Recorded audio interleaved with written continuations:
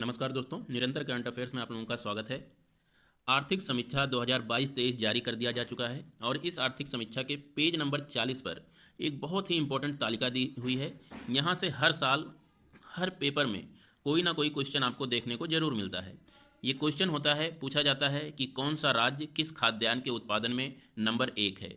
जो छोटे एग्जाम होते हैं उनमें तो केवल यही पूछ लेता है कि जैसे चावल के उत्पादन में कौन सा राज्य नंबर एक है, लेकिन पीसीएस के एग्जामों में आपको ये तीनों याद रखने पड़ेंगे कि प्रथम तीन राज्य कौन से हैं जो चावल के उत्पादन में नंबर एक हैं। तो इसी तरह से और भी सारे कई खाद्यान्न हैं जिनके बारे में आज हम लोग यहाँ पर देखते हैं।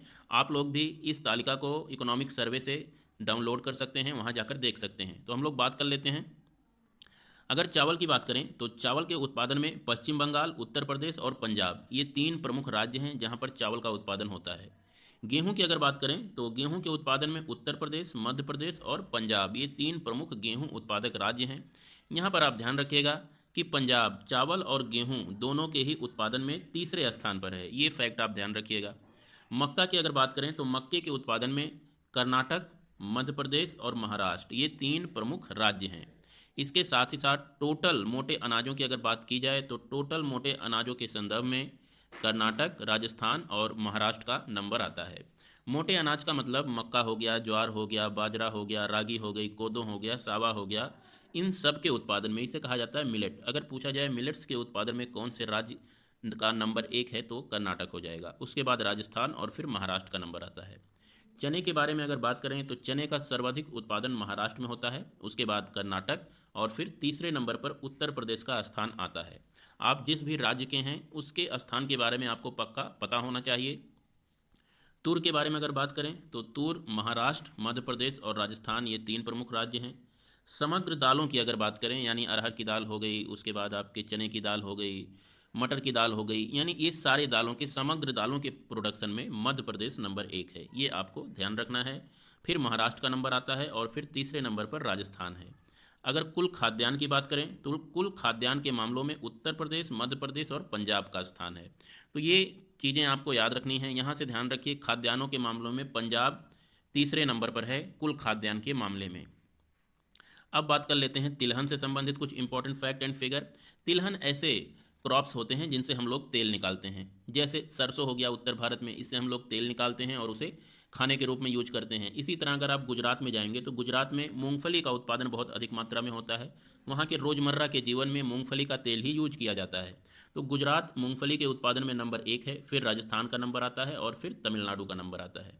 यहाँ पे ये ध्यान दीजिएगा, ये तमिलनाडु एकदम साउथ इंडिया का है और गुजरात और राजस्थान दोनों सटे हुए राज्य हैं।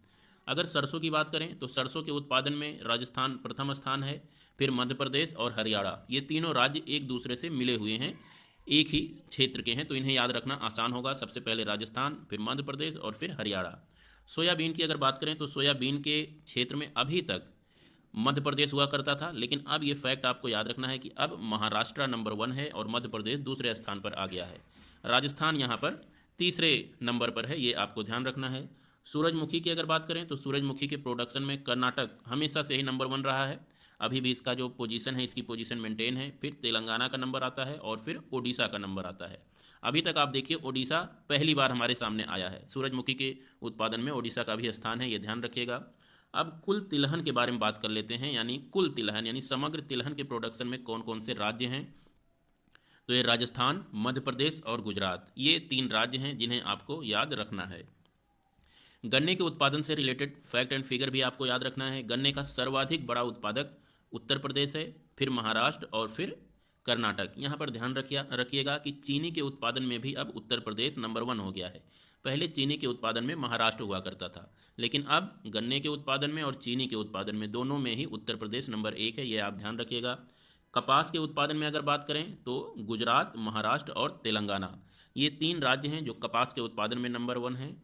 जूट की बात करें तो जूट और मेस्ते के उत्पादन में पश्चिम बंगाल, असम और बिहार, ये तीनों राज्य एक दूसरे की सीमा बनाते हैं, ये जूट और मेस्ता के उत्पादन में नंबर वन हैं।